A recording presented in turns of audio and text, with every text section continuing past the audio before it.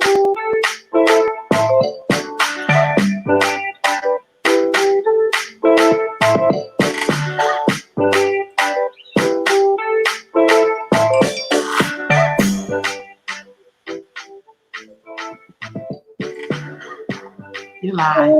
all right. Voices from Wise Women. Yeah, we're here. And Rose here doing our production, and Lady Paulette. And Naila is going to be here in a few minutes. She just texted me and said she's on her way.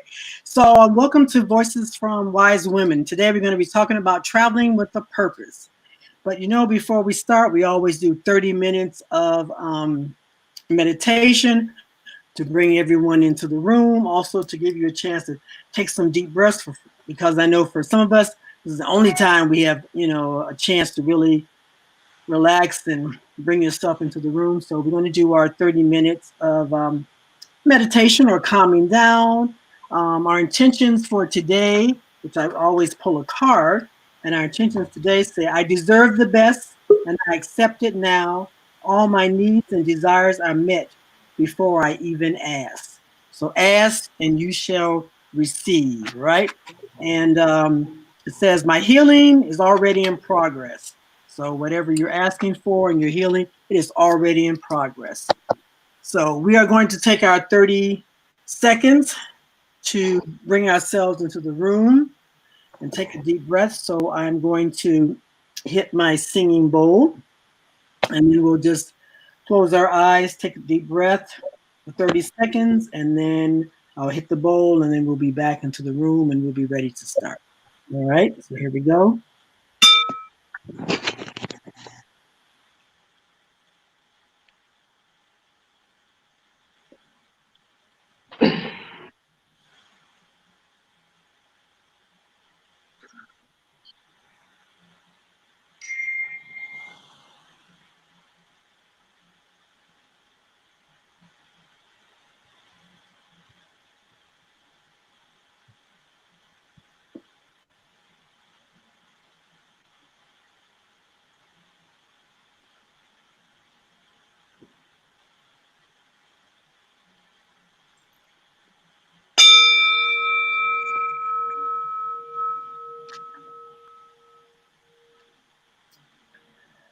All right, we are ready to start. So thank you so much for spending your hour, some time with us, with Voices from Wise Women. So we're going to talk about traveling with a purpose. So we have Naila Baraki, who has been here before, and Lady Paulette, who's also been here before. But these are two sisters that travel.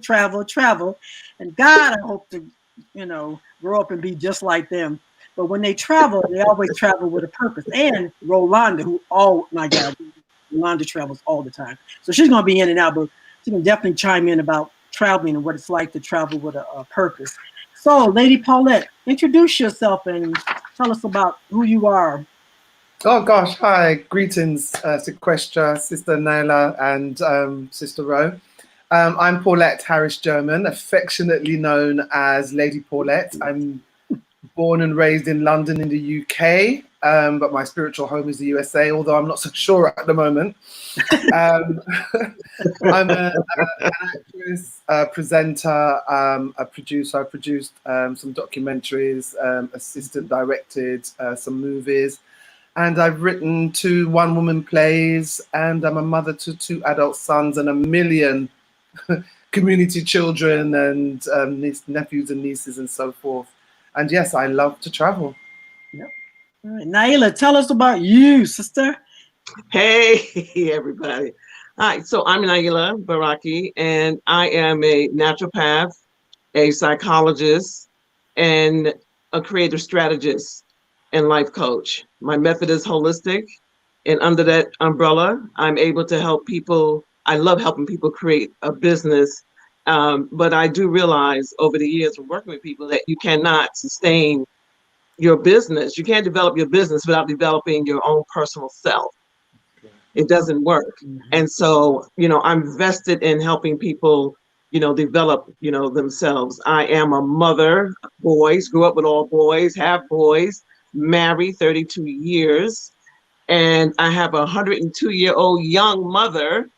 Um, yes, yes, praises, right? In her right mind. Oh yeah, that's important.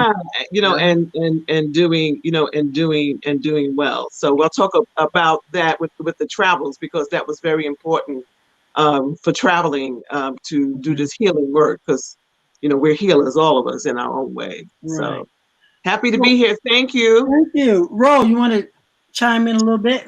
Oh, Rolanda Wilkins, Earth Mama Healing. I work, do girl empowerment programs throughout not just my city, but my state and the country. And I'm also the founder of the Earth Mama Network as well. So, yeah.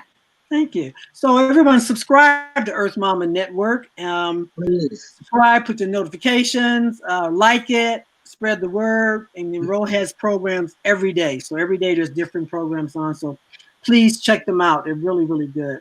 So now we're going to move into traveling with a purpose. So I think when I met Naila, Naila had been traveling, and she sometimes traveled with her son, who was at that time, he's a grown man now. He was a child, and she traveled with him, which I thought was very interesting. So, Naila, where have you been on your travels? Well, I've been to, so I've been to Africa. I've been to Spain. I've been to London. I've been to your home. I've been to Bali. I've been to Thailand. I've been to China. I've studied in China. I studied, in Thailand. I did some study in spiritual work in India. Guatemala, Guyana.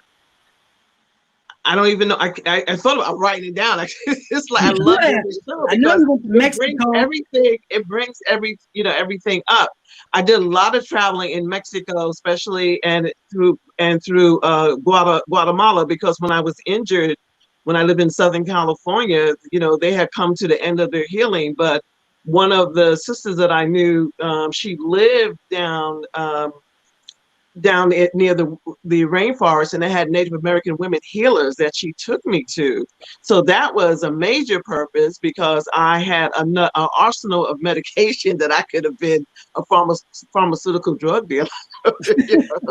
But I didn't believe that was what the Most High intended for me. I didn't think that God had that for me to live in such a limited space. So that was one of the most important trips, I think, because it allowed me to be able to move forward, because that's where a lot of my healing, where I received a lot of, non-traditional healing, a lot of manipulation, to the head, a lot of energy work, a lot of ritual, and, and just questioning your faith, because you have to walk in faith. You're out in the middle of nowhere. Right. And you have to, believe, and I did. It was a wonderful experience. It formed sisterhood while you're there. So in all the countries that I've traveled, we forming sisterhood. And, so I studied Tunai in China, in Beijing, in China.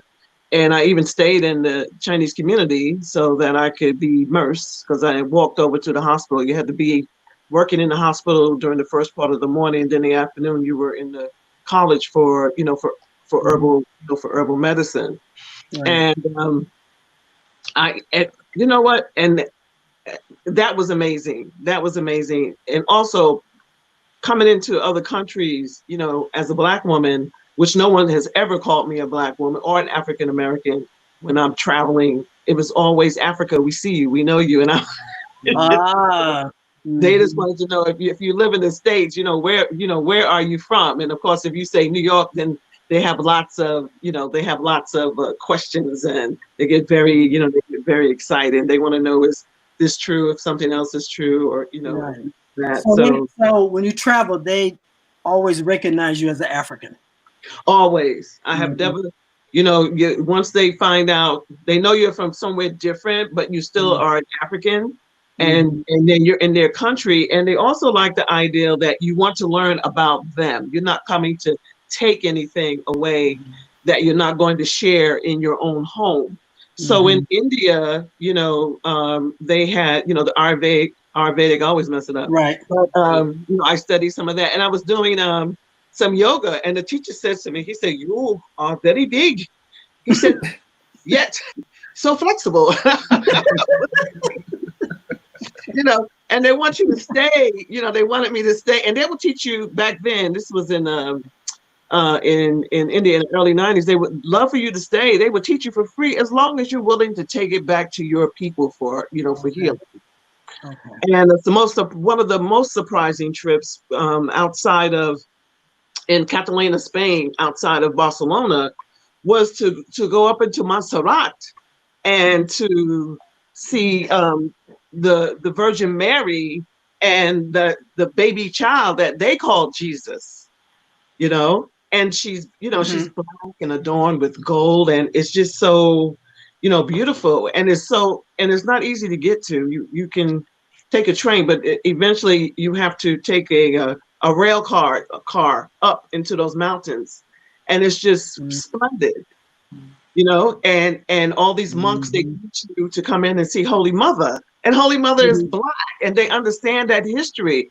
So one of the things about traveling is that you can learn a lot more about you outside of the country than you can inside of this country, unless you are surrounded like by my parents who taught us about being people of the world, and you know, and you know, being black and going out into the world and learning more about you than his story here, which was, you know, was so limited. I mean, we started having Black History Month. Well, before that, it was Negro History Week, Right. and then Carter Woodson. I mean, that started actually in 1926, and then it was recognized in the 70s. But just going to places like Mexico City, where they have the anthropological museum, and they have a visual history of us from the beginning of time. But when I went to take a picture of it, they took my camera. We had filmed it. They took the film out. It's like cell phones. I could have got away, you know. Oh, yeah. But it is important, you know, that we go out and have these experiences, learn these rituals, you know, get educated about, you know, who we are, taste the food. I'm a foodie, you know, find out, you know, what they're eating, how they love, how they heal, because that, you know, that's my thing. And I exchange massage with people in every country I went to learn the different techniques and methods, because, you know, that's my thing, Shquestra. Right. You know, Of course. I need you here the other night. Yeah, my foot was bothering me. I was like, oh man, Nike needs to be here to take care of this. I'll talk about that later. So Paulette. Yeah, Nike is my designated name from Sequestrian family. Right. Gotcha. I was like, who's Nike? You know, we're still black. We get these names, Bubba, Kuda, Buddha, right? And, you know, and Nike. So. Rolanda has a name that only her family uses. I never use it, even though I've been around her, because that's what her family calls her. So everybody's got a different name that we call them pen. Yes, yes. So Paul, when I hear her name, I immediately go to Ro. That's the first thing that goes to my head is Ro. Oh yeah, you know? that's what I call her, Ro, but they have another name for, but I always call her Ro. So Paulette, where? Tell us about a little of your travels. My travels, in the United States. I've been really blessed, similar to yourself, Nail. I'm just like going, wow. I too have had the opportunity to go to Africa. I went to Gambia. I've been to the Gambia twice.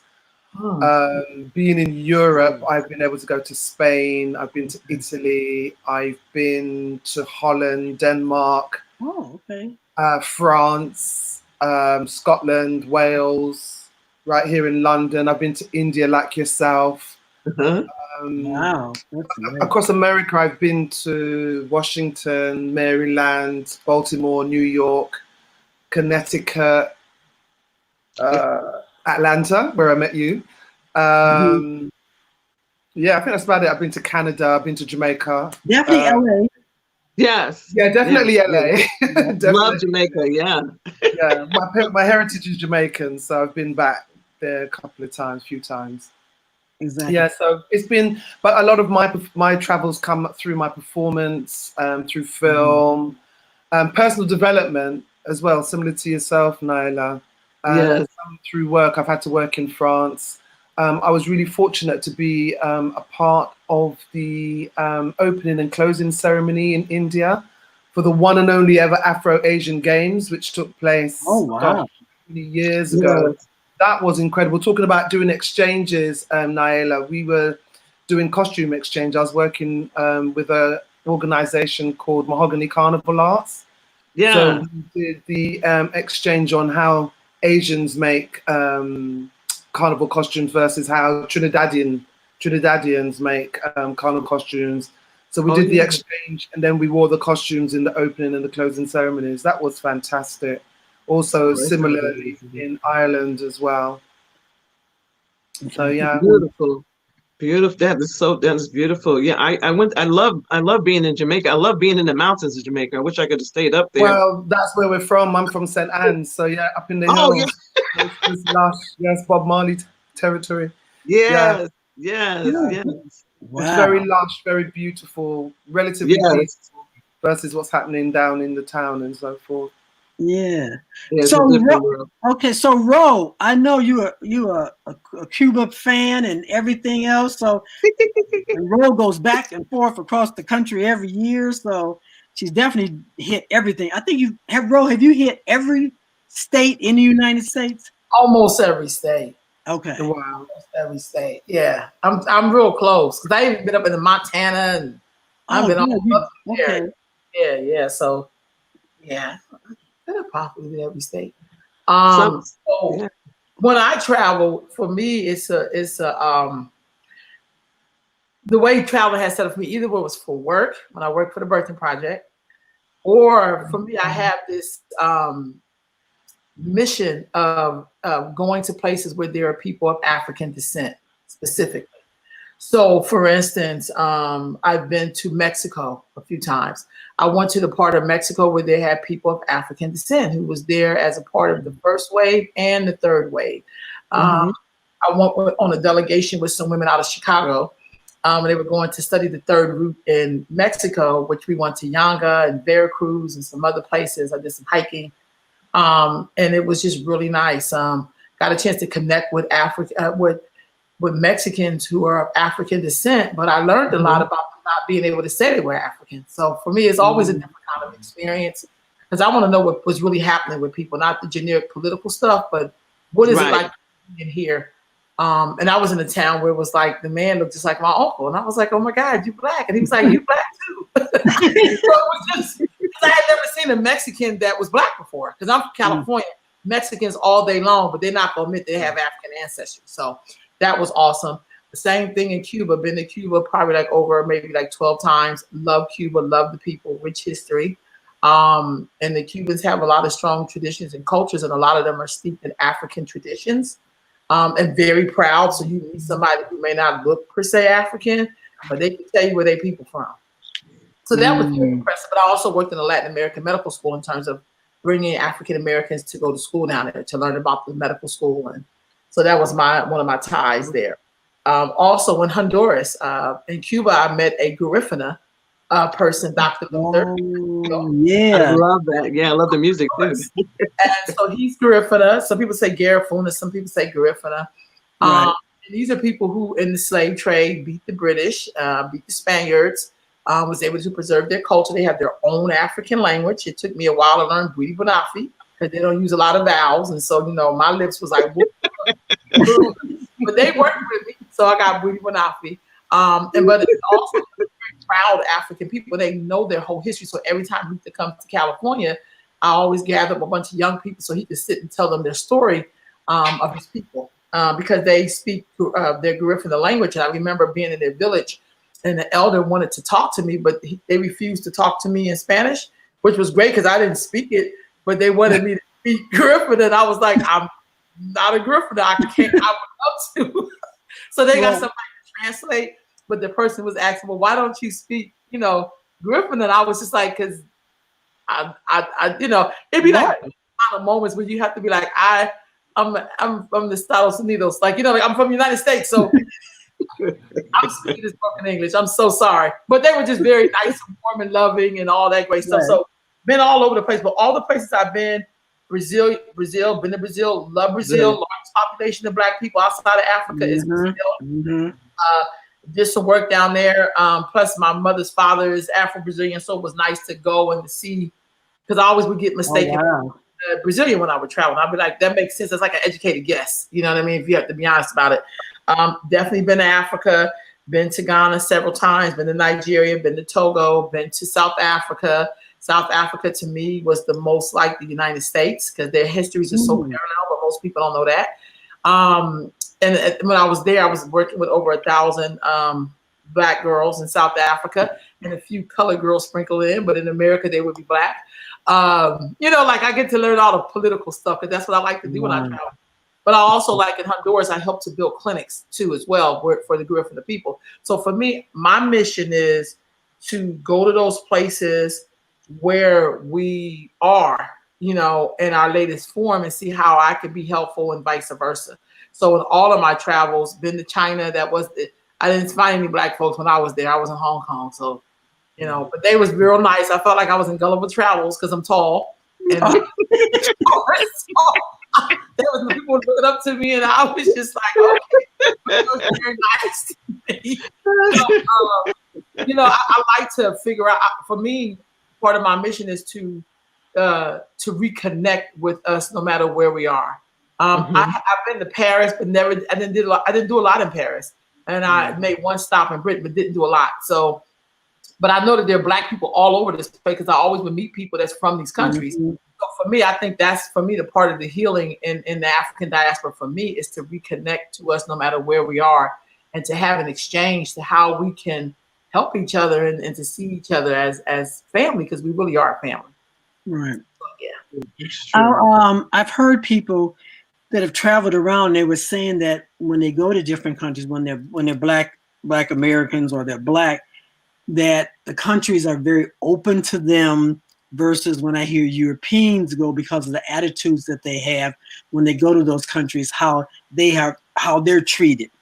I've been down in Mexico and traveled differently. I have not been, traveling extended as you all have been, but I've had people that have been very, very open and very nice, and all Black Americans, and they're very nice and stuff. One guy even said, "Come on, I'm gonna give you guys some deals before these other group come in, because they, I ain't gonna give them the same deals I'm gonna give you guys." And so we were able to do that. Or one time when I went to New York, and I was traveling, I was trying to get around the city, and this sister's like, come here. She's like, "Look, let me tell you what you need to do. You don't need to get a cab. This is what you need to do." And this white guy came up, and he was like, "What?" And she's like, "Step back, I'm not talking to you." She's one of those people that works for the city. Like, "Step back. I'm not talking to you." And she's like, "Okay, go over there, talk to this guy. He's gonna take you where you need to go, and only cost you $10 versus if you go over here, it's gonna cost you $20 or whatever." So I've always had people when I travel seek out, I think because when you're rooted in who you are, people can see that, they respect that, and then they come and assist you in that. And that's why I tell people the best way, I think Hakeem Matabuti said, the best way to survive an alien culture is to live your own. And so when you're rooted in that and then you travel, whatever, people can see this is who you are. And so then they come, and I think people respect you for that. So when you guys travel, do you find that you get those extra compensations? You get people that are willing to help you because of who you are when you travel? I've had a lot of experiences with that. I was at the 1988. I was the only Black person at the Summer Olympics as a massage therapist, and I went shopping. I found some things, and I got on the line. And I was on the line, and the line was kind of long, but all of a sudden they were like, come. And I said, "Oh, something must have happened," because they seemed so frustrated. Right. So I didn't know they were looking at me. So I came up to the front of the line, and, he said, Chinese, and I'm in Korea. And I'm like, "What's the problem?" Because, right. We have our own problems here in this country. Right. So as you travel, you learn about, as Bro said, the politics and what's going on. And so he's like, "Africa, we know who you are." I said, "You do?" He says, "Yeah." He says, "You built a country and you don't have a home. We take you now." And I was like, I really was shaken by that statement because, Mhm. you know, they know your history. It's not a mystery over there, you Right. know? And Mhm. in France, I didn't get I got help from one woman, but I didn't like the attitudes in shopping, you know, in That's what France, everybody and, you know, trying says. to think about the culture. They were kind of like Japan. It's like you're a woman, and we can do business, take it or leave it, you know. Mhm. In India and Thailand, it was always, don't go over there. Don't go over there. They see you don't know. We send you. You go where we send you. We know. And it was always, Mhm. you know, being directed in, you know, Right. in that sense, always educating on, especially in China, on what's, you know, on fake money. You know, learning how to determine a fake bill. You know, in a lot of these Oh. countries, because they do, you know, they do a lot of different things in different, you know, different countries, especially when it comes to money exchange. So yeah, I've Mhm. gotten a lot of help. And in northern China, when they found out that they were serving watermelon, I got excited. They were like, you eat watermelon? I said, yeah, I love watermelon. You know, Mhm. they was like, put your you know, and they brought back a platter. It was watermelon. You know, you indoctrinated because they eat watermelon. They eat watermelon and oranges, sliced oranges after all their meals. You know, Oh. and they were like, "You are very real." I said, "Yeah, we love watermelon." I said, "Did someone tell you that we didn't?" You know, and then you become part of, you know, their tribe, and, you know, being open because you want to learn more about healing, sacred healing and techniques and energy work. They want to know that you are authentic, that you are not just there Exactly. to come there, go back, write a book and become Mhm. famous without helping, you know, your own people. And they seem to be very concerned about Black people in America, you know, and in the healing. Mhm. In Brazil, the same things up with the sisters and learning, you know, rituals and, you know, learning, you know, about healing and listening to the stories, um, and the politics, you know, as Mhm. well. You know, going into places like Guyana, Jamaica, where everybody, you know, looks like you, and Mhm. it's a different, you know, it's a different story. And even in being here in the U.S. in the South, that self pride, you know, my Mhm. people, you know, that is here in the South, they live in a town where it's pretty much segregated, and they have self pride. They believe in God. They go to schools, you know, that's Right. segregated. You know, it's them, and they're surrounded by, you know, their Blackness. And so um, when they step out of their area and they are met with hostility and feeling and wanting to be made less than, they know that they're standing on the backs of their ancestors, and they're able to, you know, to move, you Right. know. Yeah. So my recommendation for people is, you know, please travel. Right. So we have a question says, what about when you travel and the folks to judge you by stereotypes they see on TV? I've had that experience when I went to Africa. Um, Mm-hmm.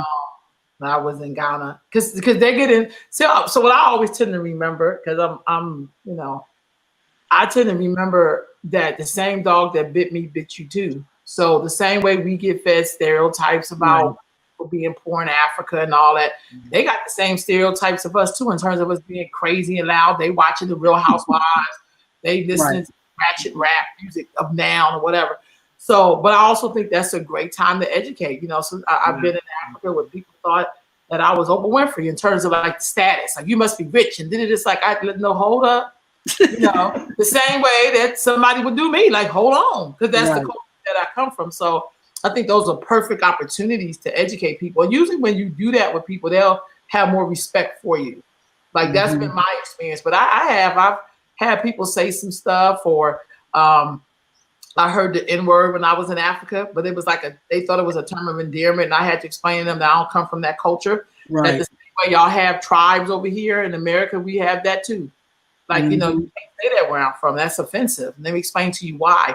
Or I found myself in places where there are people of African descent explaining how we really got to America, at least the people that I'm descended from, how we got to America. Mm-hmm. Because what I found, even going through the dungeons in Africa, a lot of people did not know what happened to us. It's like, yeah, they're over there, but they didn't know any of the stuff. Like, I mean, Wow. any of the That's stuff. right. Walking through the dungeon like it's walking through a park or something. I'm walking through there crying, like, you know, you understand, like my ancestor came this way. So Exactly. I think those are perfect opportunities. But I would Yeah. also travel, when I was in Mexico, I heard about some folklore of some people who left a certain area. This was in Veracruz. And they talked about how they went to this land. There were giants and all this other kind of stuff. And they were saying that when you see Black people who are really big in stature, that those are the giants, because I'm tall. And, you know, like that worked in my behalf. You understand what I'm saying? They were just like, do you know who you are? And I was like, okay. Like, you know, like I'm listening, but it's kind of like sometimes our reputation, precedes us. Because when I was in Cuba, the Cubans knew so much about Black people's struggle in America. And then when they asked me the question, well, why didn't y'all have a revolution? I didn't know how to say. We had crack, we had red line. I didn't even know how to go through the whole list of stuff that happened to us, you know, after slavery, because they were talking about, like, we studied the people of your movement. Why didn't y'all have a revolution like we had in Cuba? And then they're trying to explain to them, like, well, it didn't really, you know, we had all of these other systems in place. We have something similar here, Ro. I remember bumping into an African lady in France, in Paris. I'm not sure which part of Africa she was from, but she was similar, that she couldn't understand why we as Black Brits hadn't done similar, or we hadn't done as well. And I was trying to break down to her what we were experiencing. I'm one of the first-born British Caribbean children, so 1964. So we were the first ever Caribbean children to be here, and we were trying to grow up in the West, but with Jamaican heritage. I think I mentioned a little bit of this last time we spoke. And so with all of the conditioning, the lack of identity, lack of language, our parents weren't familiar with the system. There was so much going against us that we were just lucky to even be alive, never mind, and have any kind of semblance of knowledge. And so you do get that judgment put on you, as I say, but you're perfectly healthy, you can read, you can write, why haven't you succeeded? And they don't understand all of the conditioning you're trying to overcome just to stand still. I mean, look at what's happening around the world at the moment. And this is a legacy of that. And here we are 50 odd years later for myself and so many. You know. I was asked that in China. Right. I was asked that in China. They said, you are not a minority. Why aren't your people doing something? Yeah. You know, and it's, you know, and it's deep. And the most striking thing is walking through Asia with locks, but you know, they were in those little, some people have different names on, Chinese bumps, but lotus flowers. Yeah, I don't have it now. I just got it roll. I had a lot more hair roll looking for it. But you know, that's, you know, I had to twist it up. Yeah, the little bantu nuts. Yeah. So every day I would walk, you know, to the school, and they were very happy to see me. But you know, I had to wash my hair, so I just had it out. And a woman came up to me, and she's with her mother or some elderly person. They were talking in Chinese, and they were fussing. And I said, "What happened?" So she says to me, "You are only halfway beautiful." And I was like, "Not my fault." So, you know, so I said, "What happened?" She said, Your hair is very special." And I said, "Oh," I said, I washed it. I said, "Tomorrow." So she explained to her, and then it's like everybody's little child was pleased. Like, she had to take it down, she washed it, but she'll be special again tomorrow. And that taught me that when you're traveling to other countries, you know, some of the symbolisms that we wear here, when you get there, they don't mean the same thing. You need to find out, you know, what it means before you come in and, you know, do a lot of different things. My nose has been pierced since I was a teenager. But when I went to southern part of India, when I went to see Sai Baba, a woman told me, she told me I had one side of my nose pierced, and she said, "You are only half." I'm like, "Half of what?" So my father was from Africa. My mother, I didn't know what they're talking about. Right. She said they wear two on the east side of their nose in southern India, in Puttapate, in Sante Nilang.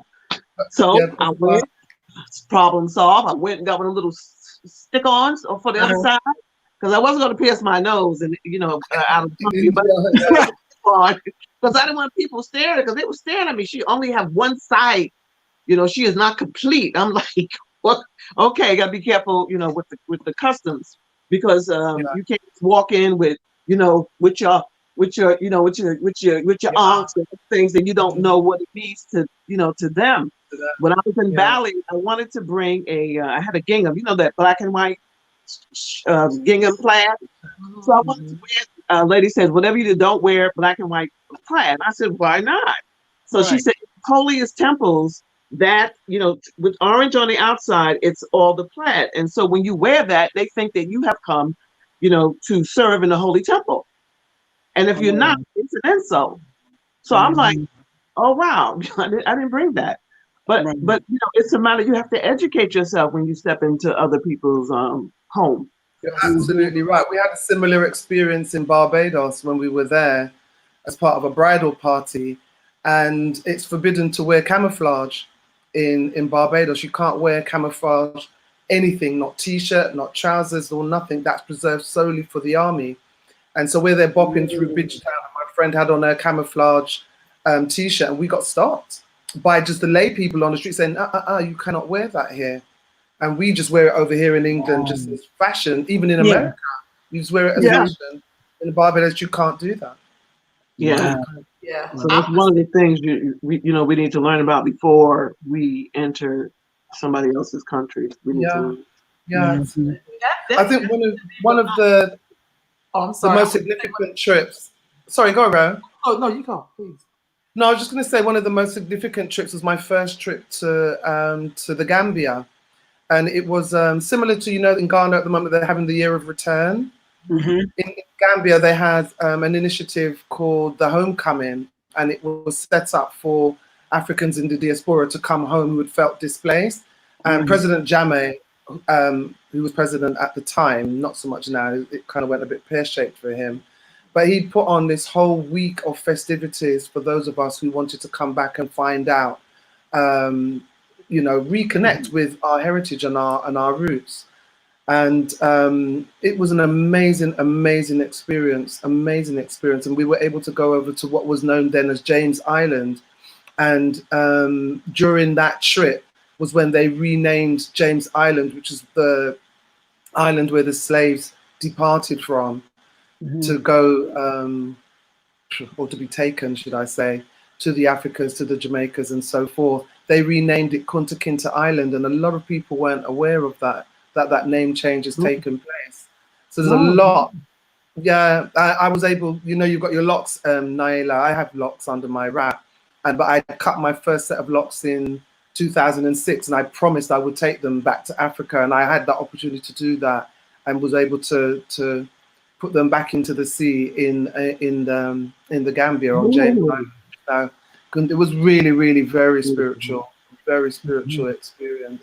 So I would encourage people just to see what's out there that you can use, that's already in place for you to kind of reconnect. We got adopted into families, so I've now got a Gambian family and so forth. I was there with Luciano was there at the time, the reggae artist, and we were adopted into the same family, the Jammeh family over there. And this whole parade, and they all come out, and there's leaves. It's amazing. I've got a lot of it on video. I'm just trying to work out how to get that off of the format that it is into a format that is more able to be screened now. Because back then I didn't have the equipment to do it formally, but it was a moment that I couldn't let pass. So yeah, really inspiring to be given back some of your culture. And I just remember wailing from my soul when I got off the plane that, like, I've never cried like that. Never cried like that, like I did when I set foot on the land in the Gambia. And yeah, they did treat us extra special. Going back to the original question you asked, Shquestra, it was amazing. What were we gonna say? I was gonna say one of the things that was funny for me in Ghana, because I had locks at the time the first time I went, I had really long locks. Every time I would take a taxi, as soon as I would get it, they would put on Bob Marley or some kind of. They straight up were like, you know, I'll be like, y'all know that every time we get in this taxi, I said, I think they were trying to make me feel welcome, you know. Right. Once being in Cuba, a guy thought, you know, he said, oh, you're a Rasta, you know, and then the person was like, you know, Rasta, we Buffalo soldiers, like we were like joking, but I think people like look at you and they're trying to identify who you are based upon what you look like. Yeah. But that to me would always make me laugh with that reggae music. I'd be cracking up laughing. No, right. Love it. So in all your travels, think about who was the most interesting person that you met. Who, in all your travels, was there one person that was the most interesting person? You were like, wow, I am so glad, I met this person. Wow. Haiti, we were hosted by Madame Bello. Has an institute. She gives like the whole history of Dessalines and their whole history of Haiti. She is so incredible. I could like be with her like forever. The way she laid out she took us to the Citadel. They celebrate Dessalines' birthday. I didn't even know who Dessalines was. I knew who the other gentleman was. My brain's going blank. The one we always talk about, Toussaint Overture. But I didn't know who Jean-Jacques Dessalines was, or his wife, or like the way she laid that history out. I could listen to her talk all the time. There is, for me, there is something about learning about the history of what happened in the space you're standing in that totally impacts how I'm going to vibe.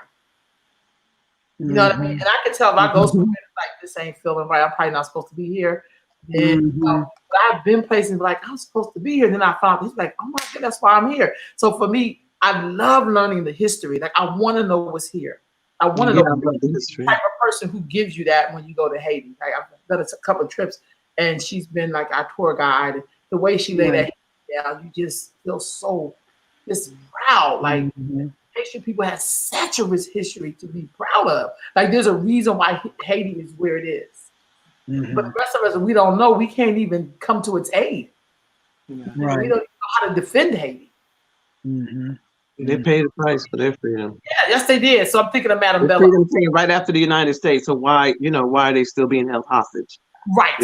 So the history is so it's so important to us, but it's not always available to us just outright. We really do have to see. So question, I tell you, that's a great question. There have been some amazing, I have met so many amazing people. Like Ro, I love to sit at their feet across from them, and they love to feed me and tell me the stories of the of the history. I love that. And I'm just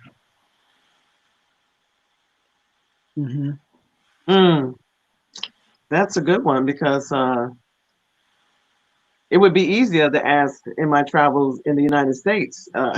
It could be in the United States. I mean, that would come from right in my family, because they always tell us the histories and the story. And my mom, 102, she's still telling the stories, and she is well educated and versed, because not only did she read and study and travel, because she was with me in Paris as well. But she's aware. And she knew the actionable steps it took for her to be here now at this age. And it's just, there's so much history, and there's so much that we have created. So I learned a lot from her, and and my relatives, within my family. I learned a lot in Ghana, but from the First Lady Rollins at the time. But when I learned a lot from her, she was here. She was, here, in this country. But in Bali, they have a lot of love and information about our history and things that we have created and invented that have benefited them that we don't usually talk about here.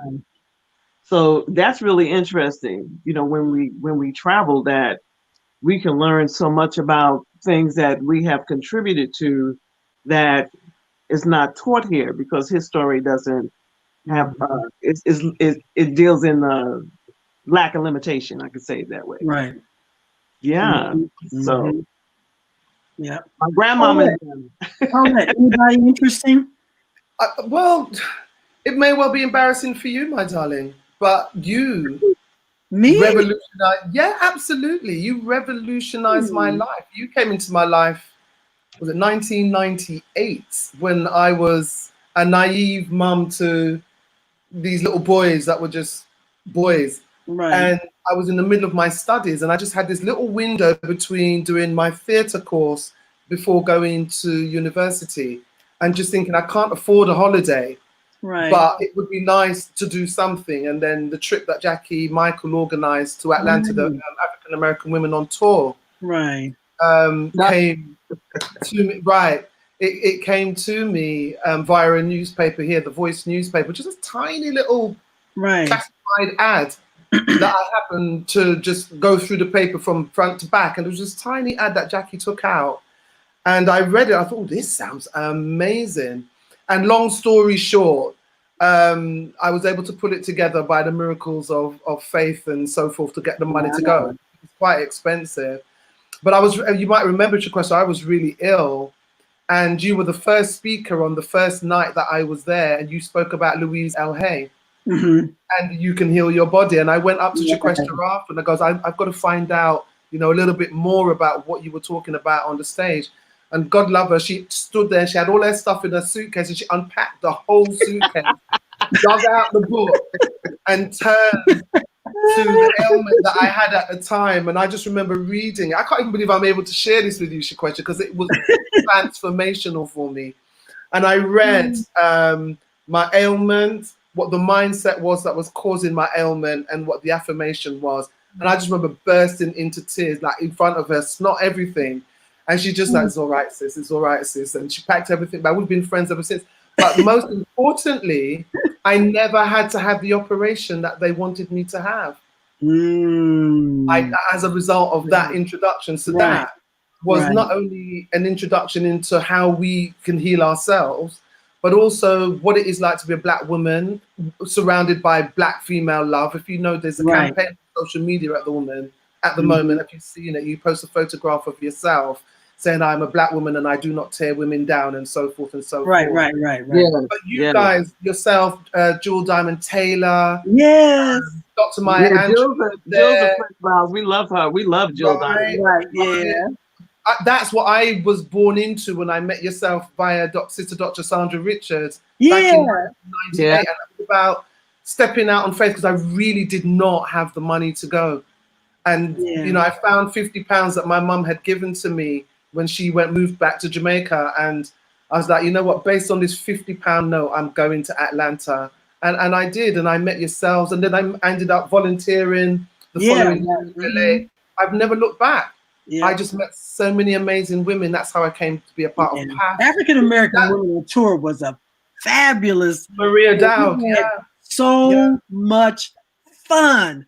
I never laughed so much the whole week. I would just laugh, cry. Oh, it was brilliant. I never got to the Sweat Lodge. 10 years.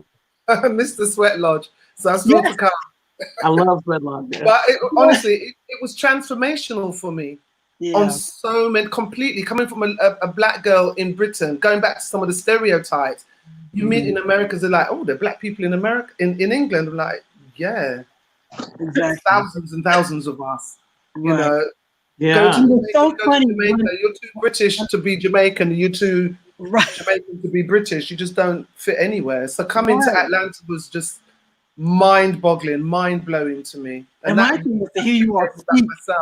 You know, when you spoke, it was just like, oh my God, they have this British accent. I love it. And then when I came to London and I got on the bus and I was saying something to someone, and this person stopped. And they turned around, they were like, oh my God, you're from the States. Say something else. Say something else. It's completely role reverse. Like, what do you want me to say? And they were just like, oh, every word I said, it was like, oh my God, oh my God. It was so true. Remember, we grew up on a lot of American TV. Right. And so I said, okay, that's how we sound when we see British people. We're like, say something, say something. They're like, what do you want me to say? I mean, I remember that happening to me in Washington. Oh God, across the road from Howard University, and they were losing their minds. Like, okay, your accent. What accent? I don't have an accent. Yeah, right. Start imitating you. They love mesmerized. Like, wow. You So, know, and then, of course, the obligatory question is, do you know, have you met the Queen? It's like, not yet. not really. So, when you guys travel, so people always talk about they traveling and stuff. So how does one pack when one's traveling?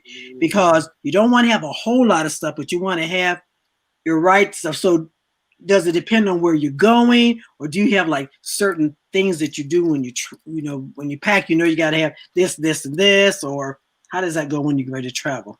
When I was younger, I packed a bunch of stuff. As I started traveling more, I travel pretty light. I know that things when I get there, or I think about the things I really need, because for me, that's a part of the adventure of being in a place and being in the experience.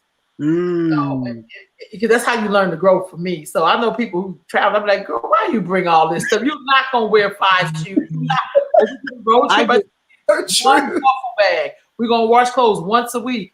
So, because we be thinking that when you're traveling, it's about the adventure, not you bringing your home. You know what I'm saying? Because that's how it depends, though. It depends on why you're going. So, for instance, if I'm coming to PAF, I know I've got gala night. I know I've got centerpiece. I've got closing night. You've got the fashion show. It depends on where you're going and why you're going. But one thing that always is the first thing that I pack. I always pack like an extension, but I have a 4-1. Oh, right. And my adapter. Then what I do is I plug in the adapter and then the end of the extension, which means that you can power 4 different items. So the laptop, from several different countries. I always have an extension lead that I always travel with. Yes, always. When you go to Europe, because their system is different. So you gotta have that adapter. Well, I've got a multiple. My adapter plug is multiple, so it travels. So you just got a little, you press up the pointers that different, and then you plug in your extension lead, and then all of your European plugs then or English plugs in mine will fit. So I'll carry my laptop, because sometimes you've got to be staying across your social media. Everything's burning, it's draining electricity.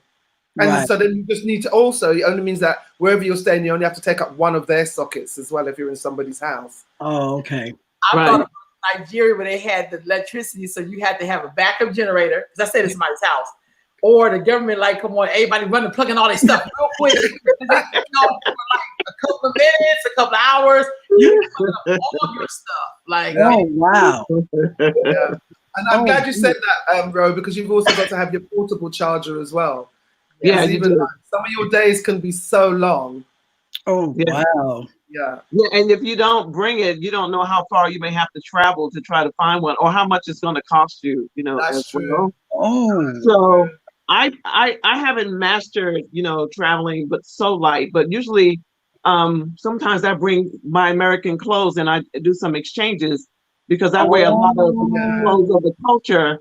And they like, because they like American TV and stuff, they want some of your clothes. So clothes that I would give, I pack it, and then I do some exchanges, and then I buy, different, African or wherever I'm at, I buy some of their things, and I buy some of the fabrics. I always buy fabrics so I can, make some things. But the one thing I learned that I carry is like an anti-diarrhea, little herbal medicine. You can eat food that's so fresh and so rich that you that's something you need to carry. Happened in India, as you can imagine. Jelly belly, not pretty. What'd you say, Ro? You mess around and drink the wrong water. Oh, that's right. Yeah, you can get really sick. So I always carry Thieves, essential oil with me. And I make a spray if I'm in a hotel, because I like to spray and shift the energy in the room. And for safety, now they have these anti-theft cards where you can put your credit cards in, so people can't read them, because traveling internationally, they have people who master that. You have no idea. So I make sure that I carry those things with me. They've got that for the passport as well, Naila. Ones now as well, because the passports have got chips in them now, haven't they? That's the new ones that we have to have by October of this year. New license. We've had them here in the UK for a good few years. Oh, okay. Well, in the UK, everything I had my first Metro card in the UK long before it came to the US. I was on the train and they asked me where's the card, and I didn't quite know what they were talking about, but Where's the card?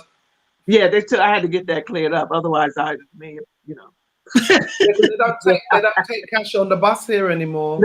No, they had a Yeah, you have 2003. yeah, the card too. 2003. They had those. It's called tap in LA, I think. Oh, But we've had that for quite some time here. Yeah, no cash. Yeah, they had it, ahead of time. So by the time we got a Metro card, I was like, oh, this is what I experienced when I was, in Europe. Okay. They already, they had already had it. But one of the things that I carry, y'all may think this is funny, but I can get clothes and everything there, different things, but you got to pack enough underwear because, in those countries where folks are so tiny, you may not find a pair in your time.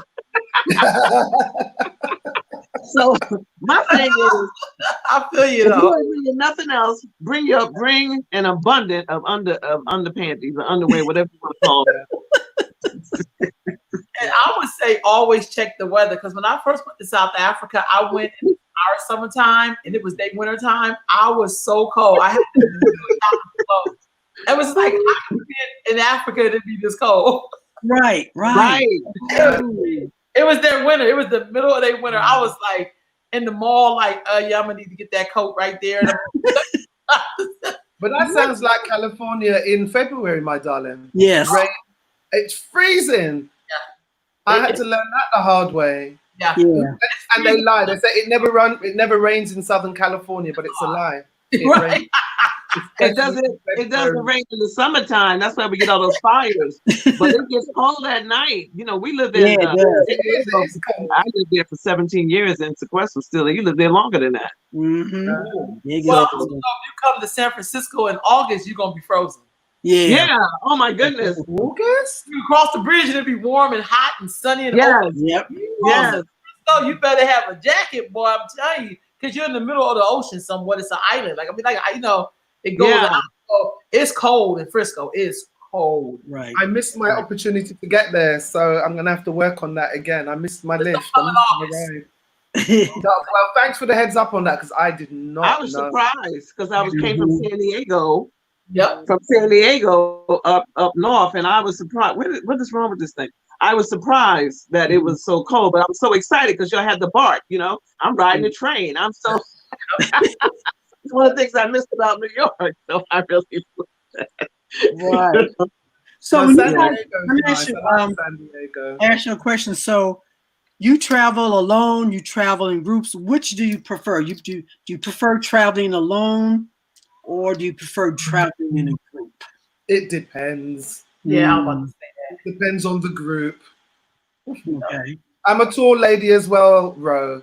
That doesn't always go down well. No, it depends. Okay. I don't know. Okay. It really just depends. But you have traveled alone to different countries? I've been to France alone. Okay. Predominantly, it's been as part of an activity. Okay. A group. Things. Yeah. Okay. So predominantly groups. It just depends. I hate a complainer. I hate to travel in a group where there's complainers. Oh. It takes some time. That's what I'm saying. It depends. Yeah, it takes Yeah, it does. And sometimes in a group there's a person that wants to control the whole group. Yeah.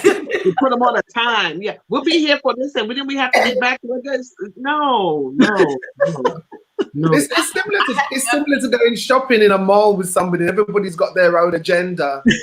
Yeah. When we was in Go Cuba, and be free. we had like close to 30 Black women in Cuba from the United States. And a few times I left people at the hotel. I was like, we'd be back for you at lunch. We have to all be on the bus at 8. Right. Go eat a 6-course meal for breakfast. You got to be downstairs. And they've left their luggage upstairs in the room. Yes. That person comes down 5 minutes before we get on the bus. I'm like, wait a minute. No. I was famous for that. There's like, no, you don't want to play with Ro because we got to, because we have schedule. You know what I'm saying? Right. And she's the same person every day. And I'll be like, yeah, she's just we're going to get her at lunch. Yeah. And then she would be upset. Like, I'm missing stuff. Like, if you have to get up early, because I would call people, because I was the cruise director, if you will. So I would call people, wake up calls. And but It's like, don't stay all night. If you met a honey, you better get your butt back in here and go to sleep. Because I turn into that. You know what I mean? It'd be like, yeah. One person that complains, we're in Cuba. All they have is ham and bread. You know, before they try to welcome us into their little village or whatever. Right. Don't be talking about you don't eat pork. Just don't eat it. Right. Yeah. Nobody want to know that part. Yeah, because people get insulted. You don't. Yeah, you ain't gotta have a speech about what you don't eat. No, I don't eat. Don't order it. Right. They're giving us the best they have. Like this is what Right. It can be a bit of a culture shock, though. Right. It But can be a massive, because it was like that in the Gambia. It was like, whoa. Oh God. But you get used to it quickly. Yeah, I'm a vegetarian. Yeah. I don't eat. Everybody in here know you're a vegetarian. Just don't eat that stuff. Right. Like, That's what you have to do. why you making an announcement? Right. Gotta love our people. We're hilarious. I know. And Yeah. also knowing about the like you were saying, the coaches, like in some places, we would St. Kitts, their pace is so different here. So, you know, we had breakfast, we was waiting. They were coming by, it's gonna be a little bit, you know, it's just like, how long can we wait for breakfast? People started, whatever they would bring, people like, yeah, that's mine, yeah, that's mine. You know, but their whole Well, you know, I think they're on CP time. I think that's the CP time came from the islands in Africa, because it's like, why are you in such a rush? You know, I said, what time they open? They will open soon. What time is that? That can be a challenge, because we're used to being very structured. right. And I walk really quickly. I'm a very fast walker. I'm a former athlete. I'm like, I got somewhere to go. And in Jamaica, they were to my son's dad, my son's dad going, is she well? She all the way fast to Maypen. People don't walk to Maypen. I walked to Maypen and back. And it's like, what's wrong with this? Like, all right, easy English, easy, take time. Got things to do. You have I to walked learn. past and they said, why are you running? I said, this is my pace. Even moving to Southern California in the 70s, I started, talking, and they were like, oh, you're one of the, you're a Black Cuban. I'm like, I'm talking English. And they were like, I was talking so fast. They said, I said, I'm not Cuban. They said, oh, you're from New York? I said, yeah. And they said, oh, New York, they talk fast, they die fast, very fast. Everything is very quick in a hurry. And I was like, wow, I just got here. Culture shock. What's the term for question? Laid back. Right. Oh, my goodness. Laid back? It could take a half an hour to say hello. How are you? How's your family? How's your mother? How's your brother? In New York, it's like, what's up? What's good? And it's like, everybody good? Yeah. And you never be like, tranquilo, mommy, tranquilo. Everything for me was tranquilo, because I would have everybody on time schedule. Let's go. We got stuff. Let's go. They'd be like, mommy, tranquilo. Because I be like, we got stuff to do. You gotta, you know what I mean? Because some, like, come on, 5 o'clock, we out of here. Like, but everything for them is like, everything starts when it's supposed to start. Right. Now, that may not work for me, because you say 2 o'clock. Right. You know what I mean? I come from a culture where my uncle hated CP time, so we couldn't do CP time. Right. No. On time. He'd be like, we don't do CP time. You're gonna be on time. I'm like, okay. But what I found is that a lot of cultures have CP time. Right. Yes. Everybody got CP time. I didn't know that. I just thought it was something that Black folks had. Right. But no, everybody got CP time. They do. Yeah, you can get hurt at growing up in my house on CP time. You have to be on time. Sorry, Nayan, let's say that again, darling. No, I said we didn't have CP time. You had to be on. You had to be on time. Yeah, it was consequences. Yeah. True. But I think scientifically, the warmer the country, the slower they move. I think. Oh. I think the warmer, because they can't rush around like that. That's why you have like siesta in Spain, and I presume they do. You can't be out in the midday sun. Whereas I'm not used to sun, so I'm just moving. Right. Yeah, that's why we don't have as much hypertension. Right. Relax. So we're coming to the end of our show. So, what would you like to share with women who are thinking about traveling with the purpose? What would you like to share with them? Well, one of the things I want to share is that when this is the United States, so a lot of people do what we call recreational drugs. They smoke weed or whatever. Mm-hmm. But I just want to say to you, do not go into any of these countries with any drugs. Mm-hmm. When they say you are in for the time of your life, they're talking about sentencing. Yeah. Because I know places like Bali, Qatar, and other countries, some places a death penalty, and sometimes it's life in prison. Right. And I don't know anybody that has enough cash to get you out of that type of situation because it's serious. So be mindful when you travel. Learn. If you're interested in something, learn as much about it as you can. And you can connect to a group, and if you don't like to stay with people in a group, you can participate in the group and go back to your room by yourself. Right. Absolutely, I've done that. Yeah. And when you're out of the country and you want to go to another country, it costs so much less to book a flight internationally at the international airline than to book your complete flight from the US, because a lot of those international flights are connected and they're owned by some of the US flights. So they share, but it's hundreds and hundreds of dollars less.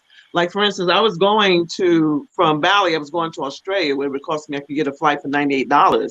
But if I was booking a flight from the US to Bali and then to Australia, it would cost me hundreds and hundreds of dollars more.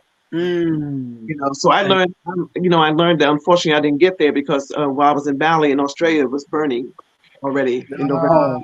Oh, that's a shame. Yeah, it is. Oh, you traveling.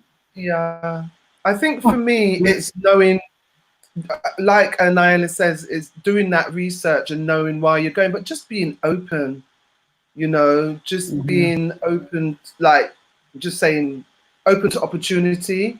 Things will present themselves. I mean, be sensible, but know yourself. I've had some amazing experiences. I've just met people and just stepped out on faith and just gone and just had some amazing experiences. My first trip, I think, was like as an adult, was to Spain, and I was meant to be going with a friend, and she decided she wasn't going to go, and I still went. And this is why my whole thing about groups was like, oh. But if you're open, if you're friendly, you can form friendships, and it's in an incubated scenario, so the relationships form very quickly, and they last a lifetime. They can last a lifetime, like myself and you. Right. Shquestra, it's been 20 odd years now. Right. It's been a while. Yeah. But just dare it, step out on faith, just go. When I decided I wanted to volunteer for African American women on tour, they'd never had anybody from Britain volunteer before. And they didn't know how to make it work. But this is what I want to do, this is what I want to do, this is what I want to do. And eventually they went, well, okay, then we'll see what happens. And it just turned out that I ended up with a friend who was from here, staying down the road. So he ended up driving me around, and just all this synchronistic stuff just started to happen as a result of me being on my purpose on what I wanted to achieve. Right. Do you know Nanochka? Do you remember Dr. Nanochka Shquestra? I met her. She was part of my Women's Rites of Passage group in LA in 1999. We're still in touch till this day. Wow. She just had her birthday the other day. See. So that's what I'm saying about that incubated kind of scenario. Friendships very and just open, say yes, but be sensible. Right. Check your arrogance at the door. Leave it home. Yeah, and make sure you take your sanity, and make sure you have insurance, please. Yes. I traveled for years without insurance, and I had a really bad. I'm sorry, man. I'm glad you brought that up. I'll wait till you finish. I'm sorry. Yeah, I had a really bad accident, and I've never been so scared in my life because I didn't have insurance. Fortunately, it didn't turn out to be as bad as it could have been, and I was close to the end of my trip. So I was able to just hold it down, lots of ice and painkillers, and get back on the plane and get home, and then go to the hospital. And I vowed I'd never travel without insurance again after that, because it created a lot of problem for a lot of people. Mm, So yeah, definitely get your travel insurance. okay. So a woman that I know, do and research I about learned that this. as well. I can't. Sorry, sis? Oh, I couldn't tell if you were talking or not. No, what I learned is that, you know, a woman, to have travel insurance, but to have health insurance. You buy health insurance because if you're injured, so this woman, she was traveling with her husband and he got injured and she didn't have health insurance. She had to put up her home in California. They wouldn't release her husband's body without $20,000. She had no health insurance. So I used to think that I was covered just with travel insurance. I didn't know that I need to have health insurance. So make sure that you have, you know, Is that it you very have expensive? both. No, not Read really. the policy, I think. Read the policy and see what you're covered for, especially if you're going to Yeah. be doing like extreme sports, skiing, snowboarding, that kind of thing, trekking, you know, in like areas like Thailand, for instance, high up, your insurance might not cover you, and how long, the duration of your trip as well. Right. You got to be mindful, because some policies will only cover you for 30 days. And if you're going for more than that, then you won't be covered for the rest of that trip. So lots of things to bear in mind. And your hand sanitizer. Oh, okay. Rolanda, would you like to share with the? I would say just do it. I would say everything is a part of learning. Definitely, you know, you can go online, get a checklist of things you're supposed to take, but just do it. Like, and at least do it once so you can get the hang of it. Yeah. Don't make it difficult. Right. Go, because more planning is great. Don't get me wrong, 'cause I'm a planner, but I also know sometimes you can plan yourself right out of what you're supposed to be doing. Yeah. And so sometimes you just gotta go, and you'll learn. Many times I'm like, I should have bought this, but it's not the way it's supposed to happen. It's supposed to happen just the way it went down. Next time I came, I was able to do X, Y, and Z. So I always say, just do it. Just do it. Like you. What's that saying? The journey of 1,000 miles begins with the first step. So, let me ask you small this: steps, you can have great results. You know, with the COVID-19 going, are you guys going to be traveling soon, or do you have anything that you're going to be doing in terms of traveling within the next 6 months? I don't know. If it wasn't for COVID, I would have been in and out of the country at least 5 times by now. But I think that I would like to take my time, because we don't really. I mean, I don't really believe that we know all of what this is, and so I think that hopefully maybe by near the end of the year, maybe. Yeah. Next week I'll be in Lake Charles, Louisiana, so I'll be out there for a week working. Oh, I mean, out of the country, no. Oh, you're going to Louisiana. I love Louisiana. I'm doing some stuff around the United States for now. I don't know about traveling outside just yet, even though there's some places I want to still go to. For now, I'm just going to check the pulse of what's happening around the country. So instead of taking a trip, because now I'm looking at this, and now not just with COVID, but just with our little protesting and stuff we got going on now, I don't know if I want to be taking kids around the country right at this moment, because this is but what I am going to do is to basically go into certain cities and check the pulse of what's going on with Black girls and women. Yeah. Yeah. That sounds good. That definitely sounds good. It definitely needs. We have too many of them missing and too many of them killed. We're talking about it. We got to talk about that. Yes. Yeah. Somebody say, what 2024 seeing more clearly? Yeah, I'm definitely want to do some traveling. I'm looking forward to that. I do want to get over to London too in a while, so maybe next year. Shquestra, overdue. Yeah, I definitely want to do that. And then Naila was talking. Naila was talking about Bali. I want to do Bali, but I do want to do London and bring my grandkids. I would like for them to come over there and see that as well, to get them to start traveling. I want them to start traveling more. So that would be, in fact, we had planned on being in Paris because my daughter is 50 this year. But with all this, yeah. Sorry, yes, should be 50. So we were supposed to go, and I thought I was gonna do London and Paris and stuff, and then everything blew. So I was just like, okay, so maybe next year we'll be able to all come over there, because we're really excited about that. And like I said, I want to get them traveling to go. It just really expand your mind and just how you see places. But let me ask each one of you: if you could live in another country, where would you go? Is there another country you would live if you weren't living in the United States or in London? Where would you go? I think I was toying with the United States. I'm not so sure now, but what's been speaking to me more recently is Ghana. I want to go and see what Ghana has to offer. Oh, okay. Okay. Yeah, because I had a ticket to go once, but unfortunately, I had a bereavement and I had to change my plan. So I'm still due to get there. To get there. Yeah, Okay. that's been calling me.